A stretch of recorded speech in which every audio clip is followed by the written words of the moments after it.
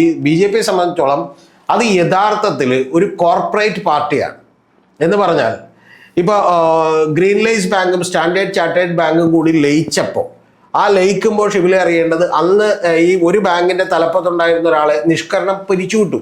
ആ പിരിച്ചുവിടാനുള്ള കാരണം എന്താ വെച്ചാൽ അയാൾ നല്ല പെർഫോമറാണ്, ആ ബാങ്കിന്റെ തലപ്പത്തിരിക്കും. പക്ഷെ ഇത് രണ്ടും തമ്മിൽ ലയിക്കുമ്പോൾ ഉള്ള ഒരു അതിൻ്റെ ഒരു കൾച്ചർ ഉൾക്കൊള്ളാൻ ഇയാൾക്ക് പറ്റില്ല എന്ന് പറഞ്ഞുകൊണ്ടാണ് അന്ന് ഏതാണ്ട് എൻ്റെ ഓർമ്മയിലെടുത്ത് പറഞ്ഞാൽ 20 കോടിയോളം രൂപ കോമ്പൻസേഷൻ കൊടുത്തുകൊണ്ട് അദ്ദേഹത്തെ പിരിച്ചുവിട്ടത്.